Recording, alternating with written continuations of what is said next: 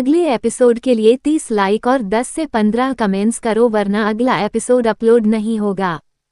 71 समय की दौड़ दो। Hello friends, welcome to my YouTube channel Sam Pok story. Like, share, comment and subscribe for more episodes. Minimum 10 comments for next episode. आज की रात सब पर बहुत ज्यादा भारी थी। एक एक करके नई नई मुसीबतें सामने आते जा रही थी। रुद्र इस समय रोशनी को कस के पड़े अपने सामने खड़ी मुसीबत को देख रहा था, जो धीरे धीरे अब शक्ल भी लेने लग गई थी। रोशनी की बातें रुद्र को अच्छी तरह से याद थी। वो गुड़िया सिर्फ वही थी जो इस मुसीबत से छुटकारा दिला सकता था, लेकिन अभी इस तरह से गिरने के कारण उसके हाथ से वह गुड़िया छटक गई थी। पता नहीं अभी गुड़िया कहाँ चली गई और रोशनी इसे मैं ऐसे कैसे छोड़। जहां एक तरफ रुद्र उलझन में था, वही लाल मिट्टी वाला शैतान जो कि योगिनी कल के शुरू होने का इंतजार कर रहा था, उसकी शक्तियां इस समय अपनी चरम सीमा पर थी। आज रुद्र सिर्फ दो ही काम कर सकता था, या तो खुद को मौत के हवाले कर दे या फिर वह गुड़िया ढूंढ कर मौत को मार दे। नहीं, सबसे पहले मुझे रोशनी को इन सब चीजों से दूर करना होगा, उसे पहले से ही बहुत चोट आई है। इतना सोचकर रुद्र रोशनी को उठाकर के ईशान के फ्लैट में जाने लगता है, क्योंकि उसके फ्लैट के गेट के एकदम सामने इस समय वह लाल मिट्टी का शैतान खड़ा होता है। उन दोनों के फ्लैट के दरवाजों के बीच में कुछ 10 कदमों का डिस्टेंस होगा। रोशनी को गोद में लिए रुद्र बिना कुछ सोचे समझे सीधा किसान के फ्लैट में जाकर मैनन बेडरूम का दरवाजा खोलता है। दरवाजा खोलते ही अपनी आंखों के सामने का नजारा देखकर वह बिल्कुल हैरान रह जाता है, क्योंकि उसे कमरे के अंदर साइड में एक दीवार पर टंगे छोटे से मंदिर के अंदर एक चांदी की किसी भगवान की मूर्ति होती है। उसे एक बार में देखकर रुद्र पहचान नहीं पाता, लेकिन उसे मूर्ति के सामने जल रहे दिए के उजाले के कारण उसे कमरे के अंदर कहीं पर भी उसे शैतानी धुएं का कोई असर नहीं होता। जहां एक तरफ पूरी बिल्डिंग में यहाँ तक कि ईशान के घर के चारों तरफ लाल रंग का धुआं फैला हुआ रहता है, वही सिर्फ यही एक कमरा रहता है जिसके अंदर कहीं पर भी कोई धुआं नहीं रहता।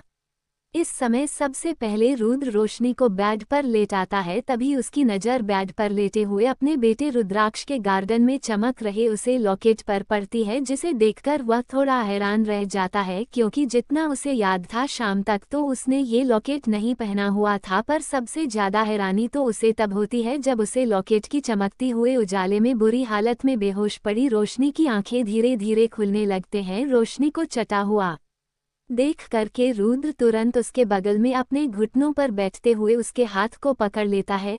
रोशनी तो ठीक हो।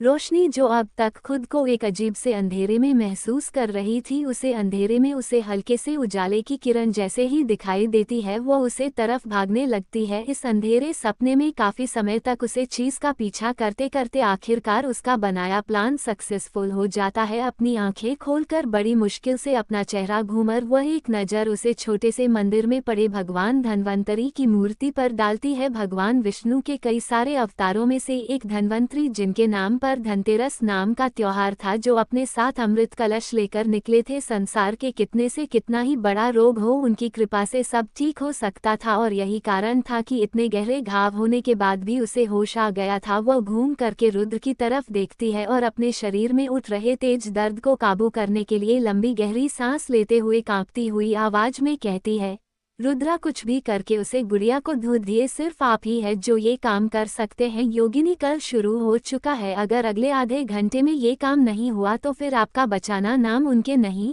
उसकी बातें सुनकर के रुद्र हैरानी के साथ उसे देखने लगता है। रोशनी को पता था कि रुद्र के लिए सब कितना नया है, पर इस समय वह उसे कुछ भी नहीं समझ सकती थी, इसीलिए वह तुरंत उसके हाथों को पकड़ करके उन्हें कसकर थामते हुए कहती है, रुद्र आज तक आपसे मैंने थोड़े से प्यार के अलावा और कुछ भी कभी नहीं मांगा। मानती हूँ कि मुझे नफरत होती है ये सोच करके कि हमारी जिंदगी के 3 साल और अभी भी शायद कभी भी आप मेरे साथ नहीं रहे और रहेंगे भी नहीं, लेकिन मैं इस चीज को चाह कर भी झुठला नहीं सकती कि मैं आज भी आपसे उतना ही प्यार करती हूँ, उतने ही पागलों वाला प्यार करती हूँ जितना ऐसे कई साल पहले करती थी। इसीलिए आपको पहली बार मुझे एक वादा करना है, चाहे जो भी हो जाए हमको वह गुड़िया ढूंढ कर उसे जालना ही होगा। रोशनी की बातें सुनकर के रुद्र के आंखों में अजीब सी चमक झलकने लगती है। उसे हमेशा से पता था, ऊपर से चाहे रोशनी कुछ भी कहे, कैसे भी हरकतें करे, पर वो कभी उसे प्यार करना छोड़ नहीं सकती थी, क्योंकि वो महसूस कर सकता था उसकी कई सारी मजबूरियां थी, उसकी जिद थी, शायद एक समय पर नफरत भी थी। लेकिन अब नहीं। रुद्र रोशनी के हाथों को कस के पड़ते हुए उसे कहता है, तुम आराम करो रुद्राक्ष और मीरा का ध्यान रखो, मैं किसी भी हालत में समय बीतने से पहले ये काम कर दूंगा, भरोसा रखना। इतना क्या करके रुद्र वहां से जाने लगता है। उसे जाता हुआ देख करके रोशनी बस यही सोच रही होती है, तुम्हारे भरोसे तो मैं इतने सालों से बैठी हूँ, शायद अब तुम भरोसे पर खड़े उतर पाओ। वहीं दूसरी तरफ इंडिया के सबसे फेमस मोबाइल कंपनी और टेक कंपनी का ग्लोबल लीडर माना जाने वाला रुद्रा, जिसने बीते कई सालों में काफी कुछ अचीव कर लिया था और जिसे आज से पहले कभी भूत प्रेत पर यकीन नहीं था, आज अपने ही उसूलों से पलट करके कैसा काम करने जा रहा था जिसे पहले सपने में भी नहीं सोच सकता था। पहली चीज तो भूत प्रेत होते हैं, दूसरी चीज की इस समय एक उसी की जान के पीछे पड़ा है। इन सारी बातों ने रुद्र का वर्ल्ड व्यू चेंज कर दिया था। जल्दी से किचन में जाकर के कैबिनेट के अंदर रखे एक माचिस की बॉक्स और लाइटर को उठाकर के रुद्र हल्के धीमे कदमों के साथ बाहर जाने लगता है। उसे समय बाहर एक अजीब सी शांति होती है, उसे कुछ भी समझ नहीं आ रहा होता कि आखिर बाहर हो क्या रहा है। अगर मुझे इस मुसीबत से छुटकारा चाहिए तो थोड़ी सी टेक्नोलॉजी का इस्तेमाल करना पड़ेगा। इतना सोच करके रुद्रा लिविंग रूम में रखे कॉफी टेबल पर पड़े मोहित के आईपैड को उठना है, जिस पर शाम कुछ समय पहले गेम खेल रहा था, और कंपाउंड में कनेक्ट सीसीटीवी कैमरास को चेक करने लगता है। सबसे कमाल की बात तो ये होती है कि सीसीटीवी कैमरा के अंदर किसी भी तरह की कोई मूवमेंट इस समय कैच नहीं की गई होती है, हालांकि वह धुआं दिख रहा होता है। सबसे ज्यादा धुआं इस समय उसी के कमरे के बाहर होता है। कैमरास की 4-5 मिनट की फुटेज को पीछे करते हुए रुद्र उसे टाइम का क्लिप देखा है जब वो खंभे से टकराकर गिर था। उसे टाइम तक गुड़िया उसी के हाथ में थी, लेकिन कुछ समय बाद गुड़िया छटक करके फर्स्ट फ्लोर की बालकनी से नीचे गिर जाती है। ये देख करके रुद्र एक लंबी गहरी सांस लेता है। उसे इतना तो पता चल गया था कि गुड़िया कहाँ पर है, लेकिन वहां तक जाने का रास्ता, मुझे बस हमेशा की तरह खुद पर भरोसा करना है और यह बात याद रखनी है कि इस दुनिया में भगवान की सबसे ज्यादा इनक्रेडिबल क्रिएशन सिर्फ इंसान है, जिसके अंदर कुछ भी कर गुजरने की ताकत है।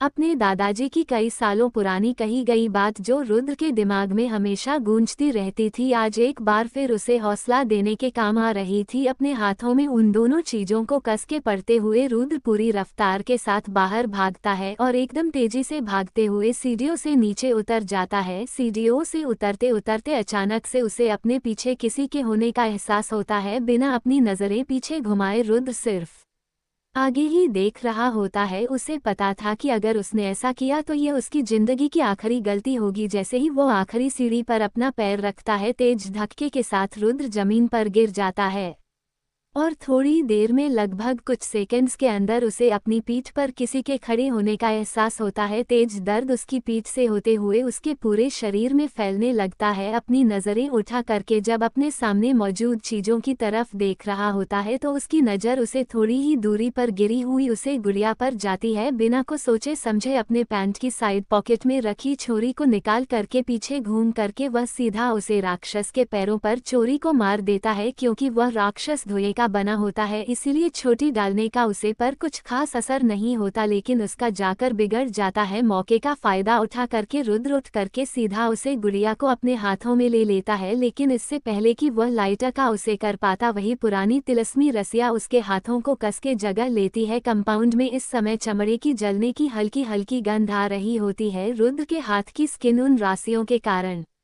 बुरी तरह से जल चुकी होती है। उसे समझ नहीं आ रहा था कि आखिर अभी उसे किस तरह से इस चीज से छुटकारा पाना चाहिए। काफी कोशिशें के बाद भी जब वह उन राशियों से छूट नहीं पाता तो लाइटर को हवा में फेंकते हुए अपने दांतों के इस्तेमाल से उन्हें कैच करता है और मुंह से जलाने की कोशिश करता है, लेकिन वो जलती हुई रस्सियां उसे छोड़ने को तैयार ही नहीं होती और उसे गुड़िया से दूर खींच रही होती है। दूसरी तरफ बेडरूम में लेटी रोशनी अपनी आंखें खोलते हुए बाहर से आ रही आवाजों को सुन रही होती है। उसे पता होता है कि इस समय रुद्र काफी ज्यादा दर्द में है, लेकिन समय किसी के लिए नहीं रुकता और समय की रफ्तार वैसे ही थी जैसे हमेशा से थी। आधा घंटा पूरा होने में सिर्फ 5 मिनट बचे होते हैं। रुद्रा प्लीज कुछ भी करो, लेकिन वह काम कर दो। हे भगवान, मेरे रुद्र की मदद करिए प्लीज। तो क्या समय की इस दौड़ में रुद्र जीत पाएगा या फिर हार के साथ खो बैठेगा अपने आप को? चेस 72 रोशनी का बदला। Hello friends, welcome to my YouTube channel Sam Pock Story. Like, share, comment and subscribe to my YouTube channel. Minimum 10 comments for next episode. जहां एक तरफ रुद्र और रोशनी इस परेशानी में उलझे हुए थे, वहीं दूसरी तरफ पिछले 5 घंटे से अपनी बेटी को पागलों की तरह ढूंढ रही मोहिनी जब उसे पेड़ से उल्टा लटकना हुआ और इतनी बुरी हालत में दिखती है तो चक्कर खाकर वहीं बेहोश होने लगती है। वहीं आकृति को इस तरह से देख करके मोहिनी के साथ खड़े राजीव भी बुरे तरह से चिंता में पड़ जाते हैं। लगभग आधे घंटे पहले लिविंग रूम में बैठे बैठे आकृति की चिंता में रोती हुई मोहिनी का फोन बजने लगता है। तुरंत अपना फोन निकालकर जब वह चेक करती है तो यह इस एरिया के पुलिस इंस्पेक्टर नीरज चौहान का कॉल होता है। मोहिनी की हालत को देखते हुए राजीव जब कॉल अटेंड करते हैं तो दूसरी तरफ की बात सुनकर के एकदम दंग रह जाते हैं। राजेश के चेहरे का उड़ा हुआ रंग देख करके मोहिनी उसकी तरफ बड़े ध्यान से देखने लगती है और जैसा कि उसने सोचा था, जिस बात का डर उसे था, वही बात सच साबित हो जाती है। राजीव फोन रखते हुए तुरंत अपने सेक्रेटरी को फोन करके बॉडीगार्ड की एक टीम के साथ शमशान घाट का एड्रेस देते हैं। मैंने कहा, मुझे बताओ, बिना बताए कहाँ जा रहे हो, क्या हुआ मेरी बेटी को? वही मोहिनी की बातें सुनकर के इन सब चीजों का क्या परिणाम निकलने वाला है, इस बात को जानकर पहले से ही इरिटेट हुए राजीव उस पर चिल्लाते हुए कहते हैं, क्या ही करेगी, सर पर चढ़ा रखा है ना तुमने अपने बेटी को। इतनी बार मना करने के बाद मोहिनी, इन सब चीजों को करने से तुम बाज नहीं आने वाली। नहीं, शमशान घाट में पेड़ के ऊपर उल्टी लड़की मिली है तुम्हारी बेटी। सोचा है कि अगर यह पुलिस इंस्पेक्टर की जगह कोई दूसरा आदमी होता और उसकी फोटोग्राफर्स मीडिया में वायरल हो गई होती तो क्या इज्जत बची रहती हमारे? कैसी कैसी बातें लोग बनाते। राजीव को हमेशा से पता था कि मोहिनी किस तरह के हथकंडे अपनाती थी, लेकिन उन्हें इन सब चीज़ों से तब तक फर्क नहीं पड़ता था जब तक इन सब चीज़ों का असर उन पर ना हो। लेकिन आज जिस हालत में आकृति मिली है उसके बाद उन्हें समझ नहीं आ रहा था कि मोहिनी को क्या कहे। वह तो शुक्र है कि पिछली बार एक जमीन के केस के लिए इस पुलिस इंस्पेक्टर को काफ़ी रिश्वत दी थी, जो आकृति को पहचानने के बाद उसने किसी भी तरह की कोई अटेंशन ना देते हुए सीधा उन्हें कॉल किया, वरना अगर किसी दूसरे आदमी को पता चल जाता तो रुद्र ने जितनी फजीहत पहले उनकी की थी उससे कई गुना ज़्यादा इज्जत तो आकृति उनकी डुबा देती। वही राजीव को गुस्से से जाता हुआ देख करके मोहिनी भी भागते हुए उनके पीछे जाने लगती है। आकृति उसकी इकलौती बेटी थी, उसकी जान थी। जिस तरह से जादूगर की जान तोते में बसती है वैसे उसकी जान आकृति में बसती थी। उसी के लिए तो उसने ये सब किया था और उसके साथ यह सब होता सुनकर के उसका गुस्सा रोशनी पर अब परवान चढ़ चुका था। आकृति का शेर अपनी गोदी में लेकर बेहोश पड़ी अपनी बेटी के बालों को सहलाते हुए एकदम हल्की आवाज में मोहिनी कहती है, चलो अच्छा है, आज के बाद से तुम असल में कौन हो इसके बारे में मुझे पता तो चला, लेकिन आज अगर तुमने ये योगिनी कल सही सलामत बिता दिया तो भी तुम्हें खुश होने का एक भी मौका मैं नहीं दूंगी। मेरी बेटी के साथ तुमने जो भी कुछ किया है ना, उसके बाद अगर मैं तुम्हें और तुम्हारे उस पति को आसमान से उठा करके इसी कब्रिस्तान की कब्र में ना फेंक दिया ना, तो भी मेरा नाम मोहिनी नहीं। वहीं दूसरी तरफ मोहिनी के इरादों से अनजान रोशनी सिर्फ घड़ी की तरफ देख रही होती। मुश्किल से 1 मिनट बचा होता है। इस समय यह 1 मिनट आने वाले समय में काफ़ी सारी चीज़ों को बदलने वाला होता है। अपनी दोनों आंखें बंद करके भगवान से मनाते हुए रोशनी के कानों में एक एक तेज चीख सुनाई देती है, जिसे सुनकर के उसका दिल दहल जाता है। उसे समझ नहीं आता क्या आखिर यह है कौन, लेकिन फिर रुद्रा है ये, तुम्हें क्या हो गया है? यह उसके भाई की आवाज़ होती है। ईशान होश में आ चुका होता है और उसके साथ साथ धीरे धीरे करके बाकी सारे लोग भी होश में आ गए होते हैं, लेकिन ईशान की बात सुनकर के रोशनी का दिमाग बस वहीं पर अटका हुआ रहता है। वह उठ करके बैग से तुरंत नीचे भागने लगती है। उसे लग रहा होता है कि शायद रुद्रा, लेकिन फिर जैसे ही वो फसलों से नीचे आकर देखती है तो रुद्र को बेहोश देख करके बाकी सारी चीज़ों को नज़रअंदाज करते हुए अपनी पूरी रफ्तार से उसकी तरफ भागती है। अभी अभी पूरी तरह से होश हो चुके रुद्रा के आंखें रोशनी की आवाज सुनकर के हल्की हल्की से खुलता है, फिर उसकी तरफ देख करके एक झटके में वह एक बार फिर से बेहोश हो जाता है। डॉक्टर, डॉक्टर को बुलाओ भैया, डॉक्टर को बुलाओ। ऐसी सारी चीखों के बीच बेहोश हुआ रुद्रा अभी अभी अपने हाथों में उसे लाइटर को कस के पकड़े हुए था और उसके बगल में जल रही थी एक धड़कती आग, जिसमें उसने आज अपनी मौत को जलाया था। अगली बार जब रुद्र अपनी आंखें खोलकर देखता है तो अपने आप को एक बार फिर से अपने घर में पता है, एक बार फिर से उसके दोनों हाथों और पैरों पर पट्टी बंधी हुई रहती है। सब कुछ बिल्कुल नॉर्मल होता है। बाहर से उसे ईशान की कार्तिक के साथ लड़ाई करने की आवाज सुनाई दे रही थी। वो उठने की कोशिश करता है लेकिन वही जाना पहचाना दर्द उसके शरीर को जकड़े रखता है। सब कुछ पहले जैसा होता है। अपना मुंह खोल करके वह जब किसी को बुलाने के लिए आवाज लगता है तब उसकी गर्दन में उठ रहे तेज दर्द के कारण उसकी आवाज ठीक से नहीं निकलती। अपने हाथों को उठाकर के पास रखे टेबल पर हल्के हाथों से मारते हुए वह बस किसी को अंदर बुलाना चाहता था। वहीं बाहर पिछले एक हफ्ते का काम एक साथ लेकर बैठे मोहित का माथा खराब हो चुका था। इरिटेशन के साथ वह अपने सामने लड़ रहे दोनों इंसानों को देखा है और फिर लैपटॉप को तेजी से बंद करते हुए कहता है, चुप रहोगी तुम दोनों? पिछले 1.5 घंटे से लड़ रहे हो और फिर मुझे गधा कहते हो? हद होती है। बाहर जाकर लाडो। ईशान मेरे भाई, अगर तू बाहर नहीं गया ना तो मैं तेरी पत्नी को बुलाऊंगा, फिर वही तुझे बेलन से मार मार के ठीक करेगी। 11 वही ईशान मोहित की धमकी सुनकर के एक सेकंड के लिए तो डर जाता है लेकिन फिर अपनी इज्जत के बारे में सो करके कहता है, पत्नी के नाम की तो कैसे दे रहा है, मैं नहीं डरता किसी से।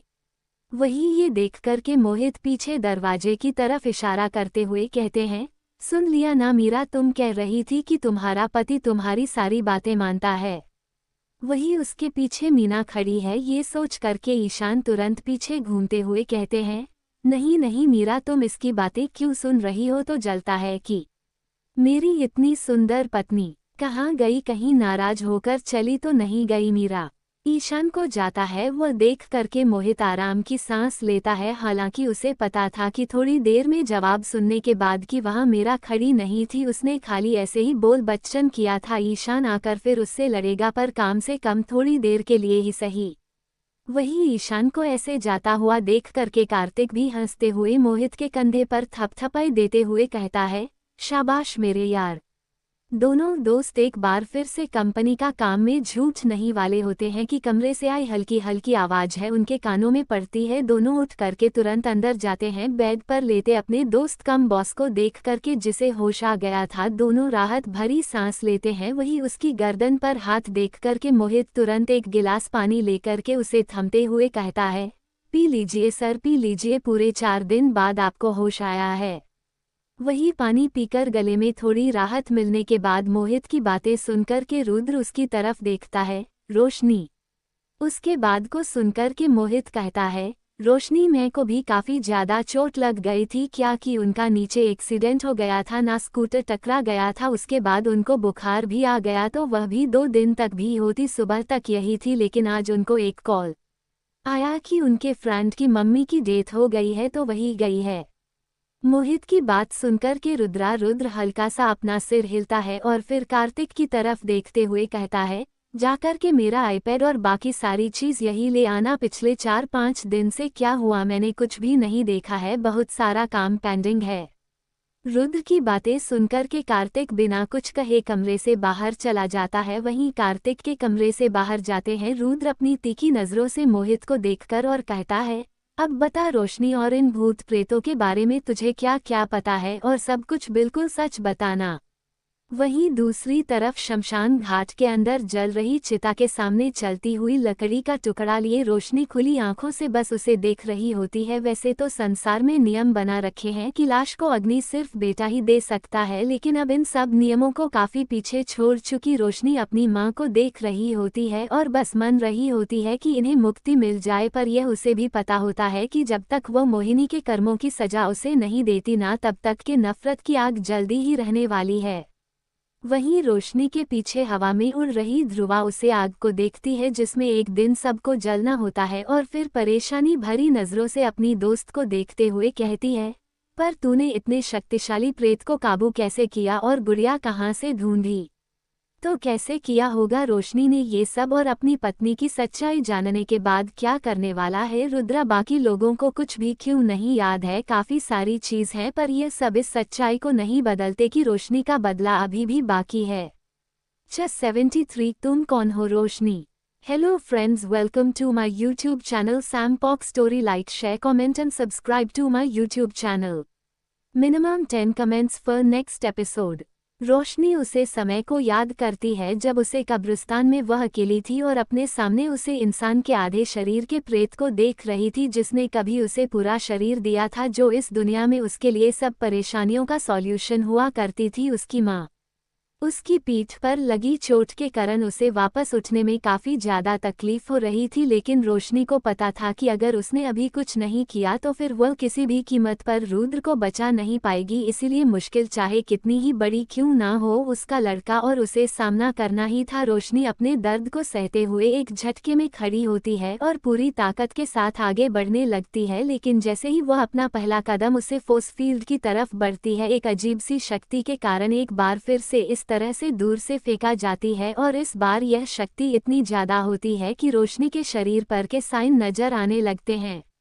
वह अपनी शक्तियों को काबू नहीं कर पाती, उसकी आंखें बिल्कुल काली हो जाते हैं। इंसानों की तरह तो रहती ही नहीं, धीरे धीरे करके उन काली आंखों में लाल खून उतारने लगता है। उसके शरीर के अंदर हर एक नस इस समय उसकी स्क्रीन के ऊपर उभर कर आ रही होती है और एक झटके में अपनी बॉडी से अलग होकर के एक प्रॉपर आत्मा के रूप में रोशनी खड़ी होती है, जैसा वह उसे मंदिर के बाहर गुहार लगाते समय खड़ी हुआ करती थी। बाल बिखरे हुए, पेड़ पर कटा हुआ वह निशान जिसमें से टपकता खून, एकदम सफ़ेद शरीर और वही पुराना हॉस्पिटल गाउन एक चीज़ थी जो अभी भी उसके हाथ में थी, बिल्कुल पहले की तरह वह लाल नागिने वाले अंगूठी। लेकिन जो चीज़ किसी को नहीं पता थी वह ये थी कि रोशनी किसी भी मामूली प्रेत आत्मा से कई गुना ज़्यादा शक्तिशाली थी। आखिर जो दर्द उसकी माँ की प्रेत ने 5 साल सहे थे, वह दर्द उसने 300 साल तक सहा है। भले ही कितनी ही प्रबल बदले की इच्छा क्यों ना हो, एक बार अपने असली रूप में करके वह किसी का भी सामना कर सकती थी। जैसा कि शैतानी दुनिया के नियम थे, किसी भी इंसान के जिंदगी जी मोड पर खत्म होती है, करने के बाद उसकी जिंदगी उसे मोड पर ही शुरू हो जाती है। पर इन दो जिंदगी के बीच में जो समय बचता है उसे प्रेतकाल कहते हैं। इस प्रेतकाल को पार करने के बाद ही दूसरा जन्म मिलता है, पर कुछ लोगों की इच्छाएं या फिर बदला इतना गहरा रह जाता है कि वह चाहकर भी इस प्रेतकाल को पार नहीं कर पाते और इस एक चीज में उनकी जान अटके रह जाती है। रोशनी को अच्छी तरह से पता था कि उसके सामने खड़ी स्प्रिट आत्मा की सबसे बड़ी इच्छा क्या होगी, लेकिन अभी सही समय नहीं था। इसलिए उसे अपनी शक्तियों का इस्तेमाल करके ही उसे गुड़िया को हासिल करना था और वक्त रहते सही मुहूर्त देख करके इस शरीर को जलाना था। और इसी प्लान को कंटिन्यू करते हुए, अपनी शक्तियों का आवाहन करते हुए, रोशनी अपने सिकुड़ा हुए हाथों को ऊपर उठती है। उसके बड़े काले गंदे नाखून ऊपर आसमान की तरफ होते हैं। देखते हैं देखते आसमान का रंग बदलने लगता है। आधी रात में उसे आसमान के ऊपर लालिमा चाहने लगती और फिर एक झटके में एक जोरदार बिजली के साथ एक तेज चीख मारते हुए रोशनी उसे लाल बिजली का इस्तेमाल करके उसे प्रेत को कैद करने की कोशिश करती है, लेकिन उसे प्रेत की शक्तियों को ज्यादा ही खतरनाक होती है, इसलिए वह उसे लाल बिजली के कर से भी बचाने में कामयाब हो जाती है। वहीं दूसरी तरफ ये सारी बातें सुन रही ध्रुवा अच्छे से जानती थी कि किस प्रकार की विधा है ये। लाल बिजली सिर्फ 250 साल पुरानी आत्माएं ही इन लाल बिजली का इस्तेमाल कर सकती हैं, और सच कह तो ऐसे समय में इतनी पुरानी आत्माएं जल्दी मिलती भी कहाँ है। एक भूत के चेहरे पर सिर्फ डर का मातम होना चाहिए। उसमें ऐसे एक्सप्रेशन चेक करके रोशनी उसकी तरफ देखती है और कहती है, तुझे पता है ना, तू काफी जल्दी मर गई, तुझे तो अभी कई सारे सालों तक जिंदा रहना था। वही उसकी बातें सुनकर के ध्रुवा अपनी गर्दन पर मौजूद निशान को छूटती है और कहती है, तो तुम ही बताओ मुझे क्या करना चाहिए था। मैं किसी को मारा था और इसीलिए मेरी मौत हो गई। चलो कम से कम इस शमशान घाट में जल करके तुम्हारी माँ का शरीर तो मुक्त हुआ। उसकी बात सुन करके रोशनी परेशानी के साथ अपने सामने जल रही चिता को देखते और सोचने लगती है, यही तो बात है, मुक्ति एक बहुत बड़ा शब्द है। जब भगवान की कृपा मिलने के बाद भी मुझे मुक्ति नहीं मिली, और ना तो मैं पूरी इंसान हूँ ना पूरी आत्मा, पृथ्वी के इतने साल के इतिहास में सिर्फ एक अजीब सी पहचान रह गई है मेरी, तो फिर इतना सबको सहने के बाद कैसे मुक्ति मिलती है इन्हें।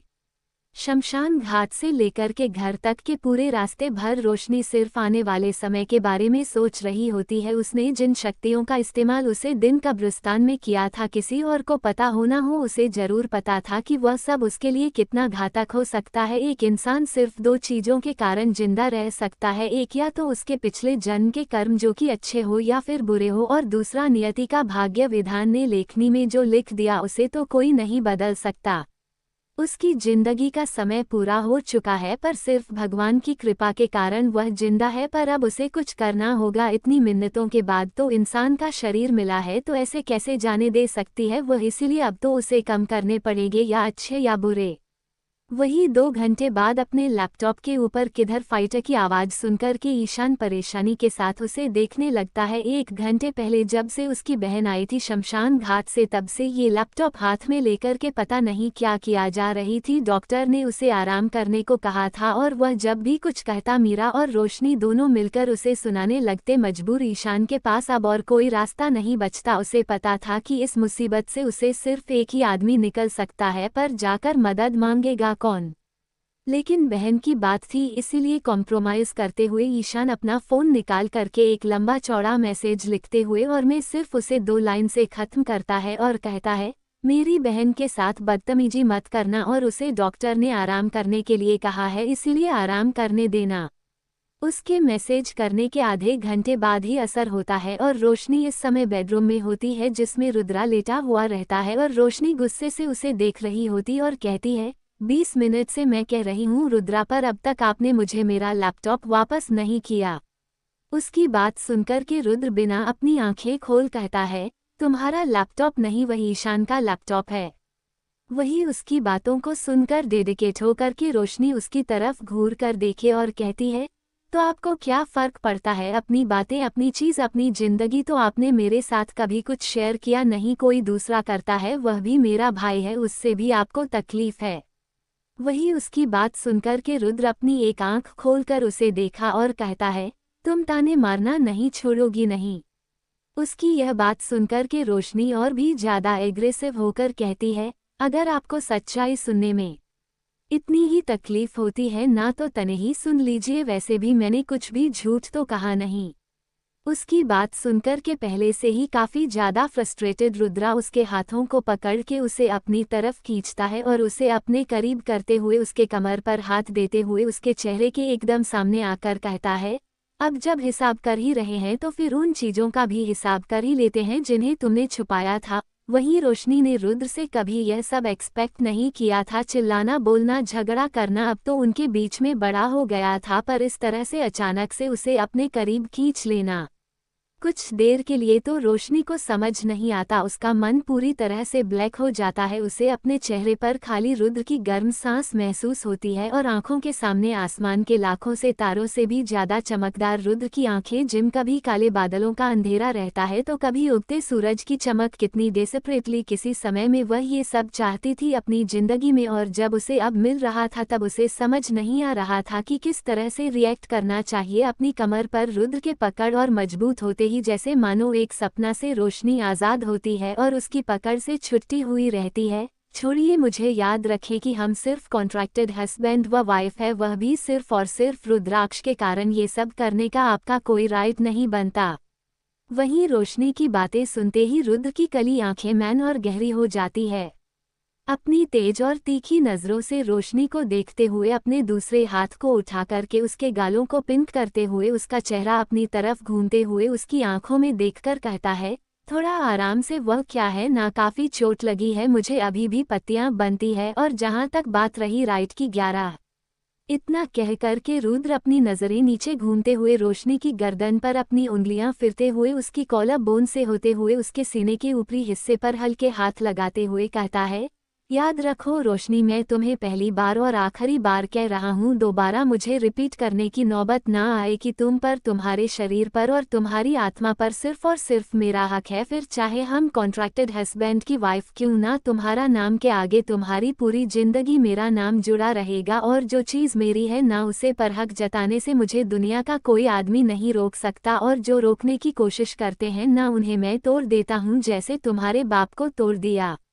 रुद्र की बातों से उसका घमंड और उसकी कुछ भी कर गुजरने की इच्छा शक्ति साफ साफ झलक रही होती है। आखिरकार यह वही आदमी होता है जिसमें सिर्फ 3 साल के समय में मोहिनी के द्वारा रचाया गया इतना बड़ा जाल पर कर लिया होता है। रुद्रा अपने हाथों को एक बार फिर से रोशनी की गर्दन पर फिरते हुए अचानक से उसकी गर्दन को कस के पकड़ लेता है और उसे अपनी तरफ खींचते हुए गुस्से से उसकी आंखों में देखते हुए कहता है, पर अभी तो मैं तुमसे पूछा ही नहीं कि बीते 3 सालों में ऐसा क्या हुआ जो तुम असल में जो थी उससे बिल्कुल उल्टी हो गई, या यूं कहो तो क्या हो तुम रोशनी।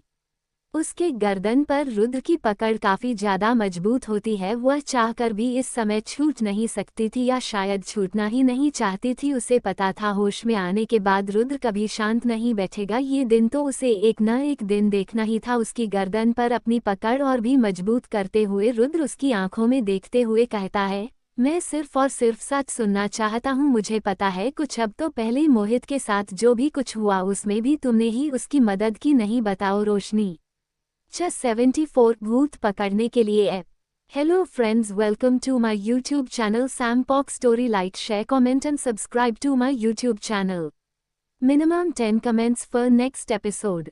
रुद्र के चेहरे पर गुस्सा देख करके रोशनी उसकी तरफ देखती है। रुद्र की आंखों में इस समय करोड़ इमोशंस होते हैं। प्रैक्टिकल में सोचा जाए तो ये सब उसके लिए कहना काफी मुश्किल होगा, और उसे पता था कि चाहे वह रुद्र से कितना ही प्यार करे लेकिन वह उसे सच्चाई नहीं बता सकती थी। अभी सही समय नहीं था, इसीलिए रोशनी अपने इमोशंस पर काबू पाते हुए अपने हाथों को उठा करके उसकी गर्दन पर मौजूद रुद्र के हाथ को पकड़ करके कहती है, मैं तुम्हें बताऊंगी तो क्या तुम मेरी बात पर यकीन करोगे।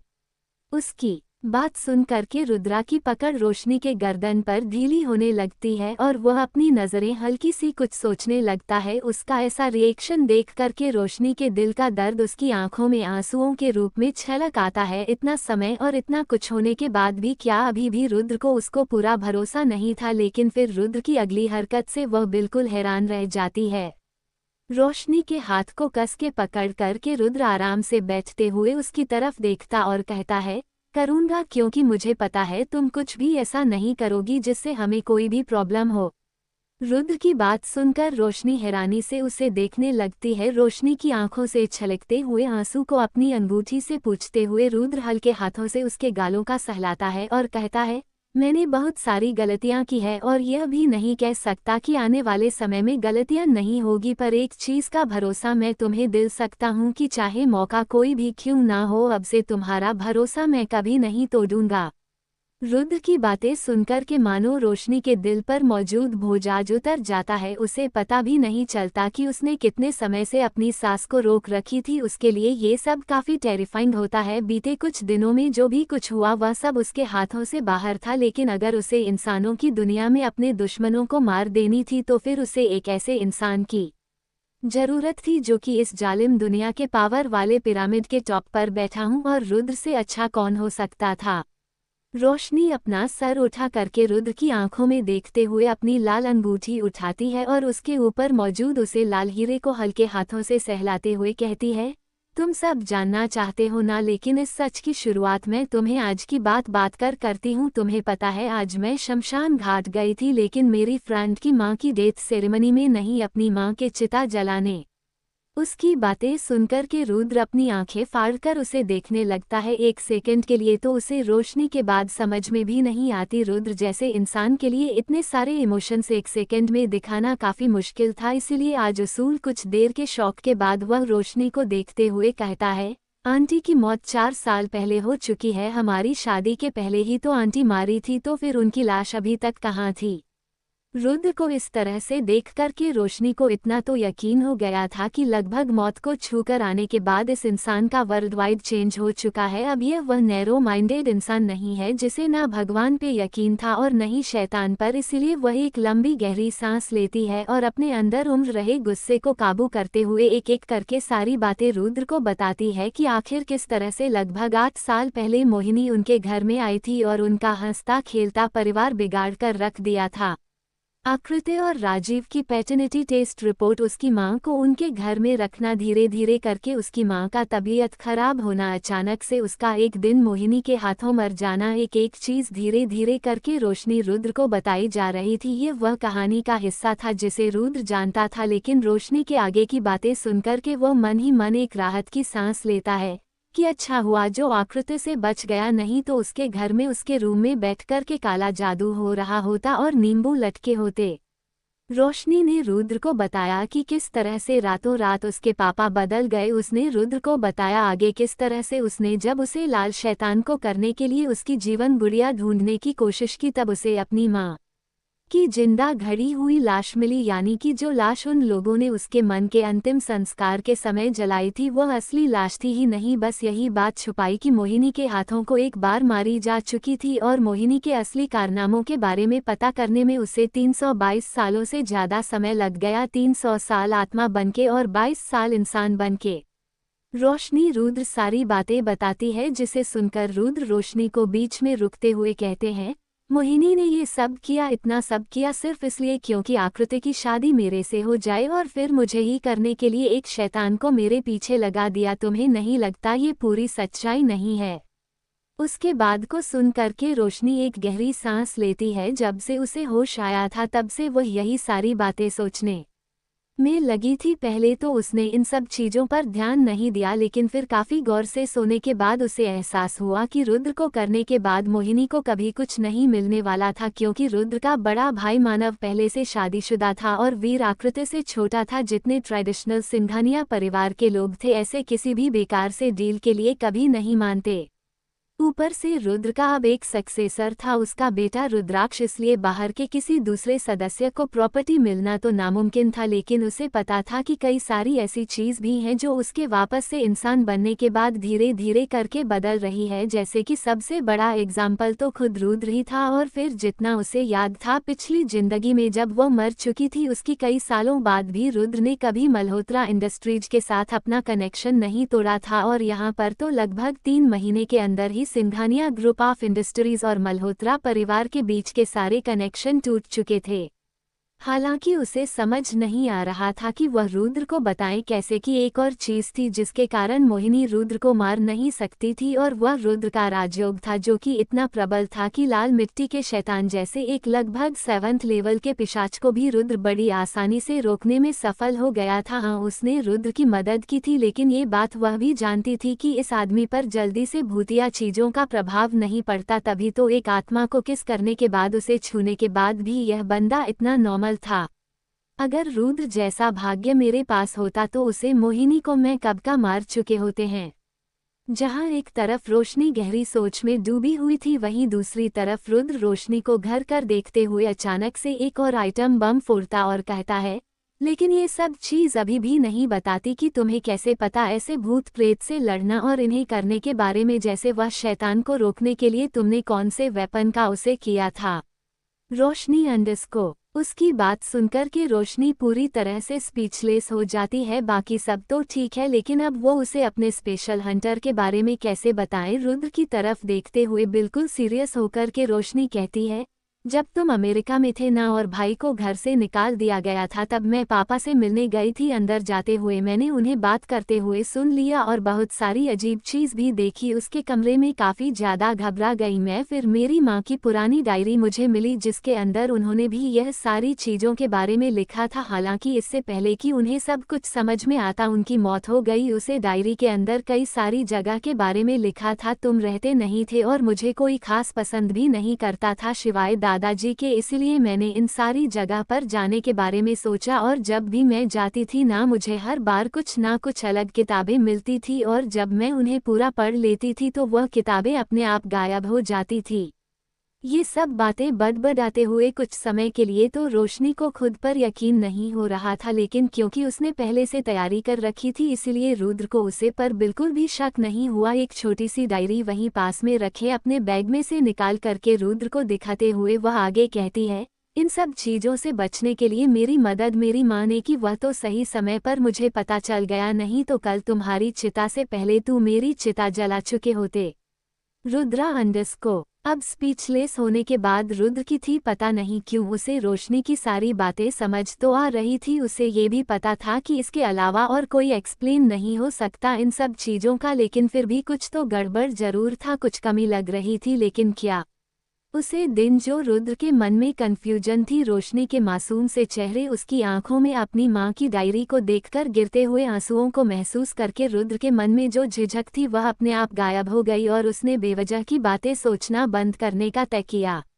उसे दिन के बाद से लगातार 2 दिन तक रोशनी और रुद्र में कुछ खास बातें नहीं हुई। महसूस कर सकते थे कि पहले से उनका रिश्ता कई गुना ज्यादा सही था। वही रोशनी को बिना पता चले उसे रात हमारे हीरो रुद्र ने अपनी सेफ में पड़े अपनी शादी के अंगूठी को निकाल करके हाथों में पहनाना भी शुरू कर दिया था। लेकिन जहां एक तरफ रुद्र बस माँ बेटे से छुटकारा पा करके अपनी लाइफ शांति से जीना चाहता था, वहीं दूसरी तरफ रोशनी की लाइफ खत्म हो रही थी। आधी रात को रुद्र के अपार्टमेंट पर मौजूद गेस्ट रूम के अंदर सो रही रोशनी पुट करके बेड के कोने में दिखती है, जहां पर अभी कुछ समय पहले रुद्र आकर सोया हुआ रहता है और अब उसने ये सब इग्नोर करने के बारे में सोचा था। वही रुद्र जिसे इंसोम्निया की प्रॉब्लम थी, इस इतनी आराम से सोता हुआ देख करके रोशनी का दिल नहीं करता था उसे जगाने का। वह उठ करके वही नाइट स्टैंड पर लटक रहे बैग में से अपनी रेड डायरी निकलती है और में एक क्रॉस लगती है उसे। डायरी के अंदर कई सारे पन्ने ऐसे ही क्रॉस से भरे थे।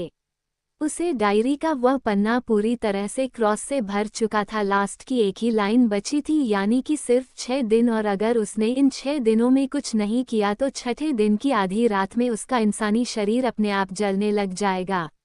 अपने सिर पर हाथ देते हुए रोशनी परेशानी से सोचने लगती है, सच में एक आत्मा के लिए बिना किसी दूसरी आत्मा को पकड़ करके जिंदा रहना बहुत ज्यादा मुश्किल है। पिछली बार मोहित को बचाते समय उसे प्रेत आत्मा की कर्मों को अपनाने के कारण ही वह पिछले 1 महीने से जी रही थी। अब उसे एक नई आत्मा चाहिए थी। ऊपर से उसे लाल मिट्टी के शैतान को रोकने समय उसने अपनी काफी सारी शक्तियों का इस्तेमाल किया था, जिससे उसके पास अब और भी कम समय बचा था। उठ करके बैठकर नाइट स्टैंड पर रखे अपने मोबाइल को खोल करके उसमें कुछ समय पहले वेबसाइट बनाई थी उसे देखने लगती है। अब तक किसी ने भी कोई रिस्पांस नहीं किया था। अभी 3 दिन पहले बैठ करी थी उसने यह वेबसाइट बनाई थी, जिस पर उसने साफ साफ लिख रखा था, किसी भी पैरानॉर्मल एक्टिविटी या फिर काले जादू और टोटकों से जुड़ी समस्याओं के लिए सिर्फ एक मैसेज करें इस वेबसाइट पर। उसे वेबसाइट को देख करके रोशनी को समझ नहीं आ रहा था कि कहाँ कमी रह गई जो कोई रिस्पांस नहीं आया अब तक। अगर सच में उसने किसी आत्मा को निकाला नहीं ना तो वह पक्का मर जाएगी। कुछ सोच करके रोशनी घूम करके अपने बगल में सोते हुए अपने पति को देखते हैं और एक तिरछी मुस्कुराहट के साथ सोचने लगती हैं, मैं भी ना बेकार में टेंशन ले रही थी। मेरे बगल में तो पहले से इंडिया का सबसे पावरफुल आदमी सो रहा है। सिंघानिया कंपनी के अंदर इतने सारे बिजनेस है तो मेरे लिए एक बिजनेस शुरू करने में रुद्र को कोई प्रॉब्लम नहीं होगी।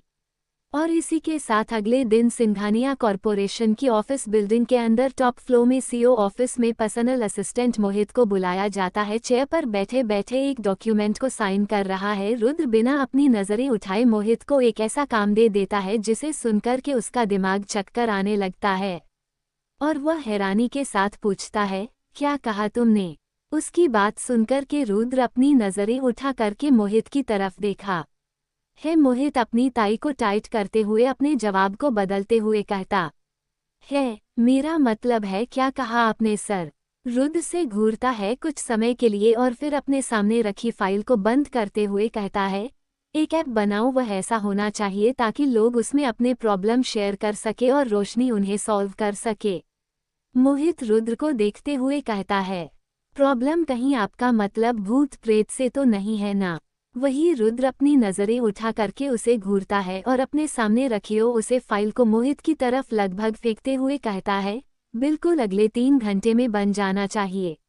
मोहित पूरी तरह से स्पीचलेस हो जाता है और वह गुस्से से काटते हुए केबिन से बाहर निकाल करके सोचने लगता है, यह आदमी इतना बदल गया, पहले तो पहुंचने की तरफ आंखें उठाकर भी नहीं देखा था, अब इसकी पत्नी घर में बैठे बैठे बोर हो रही थी। उसने अपनी वह हॉबी को बढ़ावा देने के बारे में सोचा कि चलो मैं भूत पकड़ती हूं और इस आदमी ने ऐप बनाने के बारे में ऑर्डर दे दिया। अगर मैं इन दोनों पति पत्नी के साथ कुछ और समय तक काम करता रहना तो कम से नहीं भूत प्रेत आकर के मेरा खून पी जाएंगे। हे भगवान बुद्धि दो, इन्हें बहुत जरूरत है। इन दोनों को पता नहीं क्यों इन्हें पाताल की खाई में घुसना है। तो क्या बेचारा मोहित यह ऐप बनाने में कामयाब रहेगा और क्या इस ऐप से कोई फर्क पड़ने वाला है? क्या रोशनी अपनी जिंदगी की उम्र बढ़ा पाएगी या फिर 6 दिन के अंदर ही उसकी मौत हो जाएगी? चस 75 वीर से झगड़ा। Hello friends, welcome to my YouTube channel Sampok Story. Like, share, comment and subscribe to my YouTube channel. Minimum 10 comments for next episode. मोहित परेशानी के साथ अपने केबिन में बैठे बैठे 15-20 फाइलों के ढेर के बीच में लैपटॉप पर लगभग बुलेट ट्रेन की रफ्तार में अपना काम किया जा रहा था। जैसे जैसे वह टाइप कर रहा था, डिफरेंट तरह के कोडिंग लैंग्वेज के साथ एक प्रोग्राम बन गया था और लगभग आते हैं घंटे में कंप्लीशन के बाद एक ऐप बनकर तैयार हो गया था। उसे ऐप को बनता हुआ देख करके मोहित अपने माथे पर हाथ मारते हुए सोचने लगता है, सच में किसने सोचा था इंस्टाग्राम, फेसबुक और थ्रेड्स के ज़माने में इस स्नैपचैट जैसे आपके ऊपर लोग भूत पकड़ने के लिए अपनी अपनी रिक्वेस्ट डालेंगे। सच में किसी ने सच कहा है कि एक सक्सेसफुल बिजनेसमैन को जब प्यार होता है ना तो वह बड़ा खाना गुंगा और पगलेट हो जाता है और अजीबोगरीब हरकतें करने लगता है। परेशानी के साथ मोहित चढ़ते हुए उसे आपका लिंक रुद्र को ईमेल के थ्रू भेजने वाला होता है कि इतने में उसके ईमेल पर किसी का मैसेज आता है। यह एक इनविटेशन होता है जो ऑनलाइन भेजा गया होता है, जिसे देखकर मोहित जल्दी से खड़ा हो जाता है और टेबल पर पड़े कई सारे डॉक्यूमेंट को खंगालते हुए एक इनविटेशन निकलता है और उसे देखते हुए लगभग अपने बाल खींचते हुए सोचने लगता है, यह इनविटेशन तो पिछले हफ्ते आया था। इन बेकार के झमेला के चक्कर में मैं रुद्र को बताना ही भूल गया। पार्टी भी आज ही रात को है, पता नहीं क्या होगा। फिर जल्दी से अपने लैपटॉप पर ईमेल पर लिंक शेयर करके सीधा रुद्र के केबिन में भागता है और कवि में घुसते हुए कहता है, सर आज रात को महक बजाज के बर्थडे पार्टी का इनविटेशन आया है और मैंने आपको आपका लिंक ईमेल के थ्रू भेज दिया है। उसकी बात सुनकर के रुद्र अपने टेबल पर रख उस इनविटेशन को उठाकर देखा है। महक बजाज के बर्थडे पार्टी का ही इनविटेशन रहता है। शहर में अगर बिजनेस में रुद्र सिंघानिया का नाम फेमस था तो वहीं दूसरी तरफ पॉलिटिक्स और पुलिस फोर्स में मनन बजाज का नाम काफ़ी ज़्यादा फेमस था। पिछले 10 साल से वह इस एरिया के एमएलए रहे थे और एक बात के लिए काफ़ी ज़्यादा फेमस थे कि उनकी पार्टी में शहर के सबसे बड़े बड़े लोगों से लेकर के फूड चेन पिरामिड की सबसे छोटी कंपनी तक शामिल थी। जब तक रुद्र अमेरिका में था उसने इन सब चीज़ों को इग्नोर किया था, लेकिन क्योंकि उसके दादाजी के काफ़ी अच्छे दोस्त हैं मिस्टर बजाज, इसलिए बार बार इन्विटेशंस को नकार देना सही नहीं था। ऊपर से ये तो मनन बजाज की सबसे छोटा पोती और सबसे लाडली पोती महक के बारे में था। भाई रुद्र के चेहरे पर परेशानी देख करके मोहित अपना सर हल्का सा नीचे झुका करके कहता है, सर आपने जो काम दिया था मैंने कर दिया है और ईमेल पर लिंक भेज दिया है किसी के साथ, क्योंकि आपने रोशनी मैमा के साथ अपनी शादी कबूल कर ली है तो फिर उन्हें इस पार्टी में ले जाना तो बनता है। वैसे भी काफ़ी समय से लोग रोशनी मैमा और रुद्राक्ष के बारे में पता लग रहे हैं, वह तो हमारी IT डिपार्टमेंट इन सब चीज़ों पर काफ़ी ज़्यादा एक्टिव है, इसलिए कुछ खास इन्फॉर्मेशन उन्हें मिली नहीं है, लेकिन आपको तो पता है। वही मोहित की बात को सुनकर के रुद्र अपने सामने खुले लैपटॉप को देखते हुए सोच में खो जाता है। वहीं दूसरी तरफ इन सब चीज़ों से अनजान रोशनी मोहिनी क्यों चाबी को बड़े ध्यान से देख रही होती है। कमरे में इस समय अपने झूले पर सो रहा सिर्फ उसका छोटा बेटा रुद्राक्ष होता है। ईशान और मीरा अपने अपने काम पर गए होते हैं। कुछ चाबी को ध्यान से देखते हुए रोशनी सोचने लग जाती है, आखिर कौन सी रात को ताली में छुपा कर रखा है इस मोहिनी ने। रोशनी अभी सोच में कोई होती है क्या अचानक से साइड टेबल पर रखा उसका फ़ोन बजने लगता है। फ़ोन को बिना देखे कि आखिर किसका कॉल है उठा करके अपने कान के पास लगती है, हेलो, और फिर दूसरी तरफ की आवाज़ को सुन करके हैरान रह जाती है। पार्टी समय देख रहे हो, घर में इस समय कोई नहीं है, मैं रुद्राक्ष को छोड़कर किसी भी जगह नहीं जाने वाली हूँ। वहीं दूसरी तरफ रोशनी को बात को सुनकर के रुद्र कुछ समय के लिए सोच में पड़ जाता है और फिर कहता है, ठीक है तुम रुद्राक्ष को दादाजी के पास छोड़ आओ। काफ़ी समय से वो उनसे मिलना चाहते थे पर उनकी तबीयत ठीक नहीं थी, इसीलिए वहाँ नहीं आ पा रहे थे। बाकी पार्टी की ड्रेस और तैयारी के लिए मोहित तुम्हें पिक करने के लिए आ जाएगा। इतना कहकर रुद्र कॉल कट कर देता है। वहीं दूसरी तरफ रुद्र का फैसला सुन करके रोशनी गुस्से से बड़बड़ाते हुए कहती है, इस आदमी को ना खाली बहाना चाहिए और मौका मिलते ही अपना CEO वाला रॉक झाड़ने लगता, और फिर ना चाहते हुए भी रुद्राक्ष को सिंघानिया परिवार के में मेंशन पर ले जाती है, जहां पर इस समय दादाजी अपने चुनिंदा खास लोगों के साथ थे और इलाज करवा रहे थे। वह घर के अंदर जाती है। रुद्राक्ष को दादाजी को थमते हुए कुछ देर बात करने के बाद मोहित का मैसेज मिलते ही घर से बाहर आने लगती है, लेकिन इतने में ही उसकी टक्कर वीर से हो जाती है। वीर सिंघानिया रुद्र का छोटा भाई जो कि एंटरटेनमेंट इंडस्ट्रीज में मौजूद सक्सेना परिवार के कंपनी को देख रहा था। हर जगह की तरह एंटरटेनमेंट इंडस्ट्री में भी सक्सेना फैमिली की कंपनी काफ़ी ज़्यादा मशहूर थी। स्टाले एंटरटेनमेंट ने अब तक कई सारे बेस्ट एक्टर और एक्ट्रेस को डेवलप किया था और पिछले 2 सालों से उनके टॉप एक्ट्रेस थी आकृति मल्होत्रा, जिसे अपनी पॉपुलैरिटी शुरू में तो सिर्फ रुद्र की फियांसे होने के कारण कमाई थी। बेचारा बनने के एक्टिंग तो आकृति बचपन से ही करती थी। एक अवार्ड विनिंग डायरेक्टर की फिल्म में सेकंड लीड का रोल प्ले करके उसने लोगों के दिमाग में अच्छी छाप छोड़ी थी। वीर हमेशा से यही मानता था कि रोशनी रुद्र के लायक नहीं है और इसीलिए आकृति को काफ़ी अच्छी ट्रीटमेंट दिया करता था, क्योंकि उसकी नज़र में उसके भैया तो भगवान समान थे, जिन्होंने एक दूसरी फील्ड का होने के बाद भी बिजनेस वर्ल्ड को अपने कदमों में झुका रखा था। ऐसे आदमी की पत्नी हर बात पर डर जाने वाली रोशनी थोड़ी ना हो सकती थी, इसीलिए जब भी मौका मिलता वह रोशनी को ताने मारना नहीं छोड़ता था।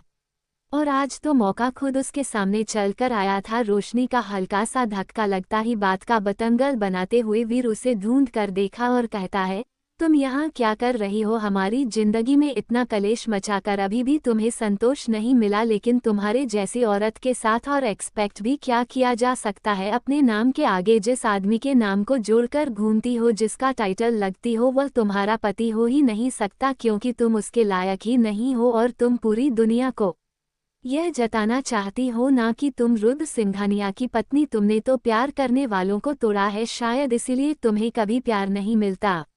धीरे धीरे करके तो वीर की बातें और भी बेकार होती जा रही थी। रोशनी को कभी समझ नहीं आता था कि आखिर उसने ऐसा किया क्या है जो एक वक्त पर रुद्र की बहन और यह गधा दोनों उसकी जान के दुश्मन बने थे। अभी तो फिलहाल रुद्र की बहन के अंदर काफ़ी सारे चेंज आए थे, लेकिन ये गधा तो वैसे का वैसे ही था। इसलिए आप रोशनी ने तय कर लिया था कि अब चाहे आर हो या पर हो, इस आदमी को मुंहतोड़ जवाब तो उसे देना ही पड़ेगा, क्योंकि देवर होने का यह मतलब नहीं है कि यह सास की तरह ताने दे।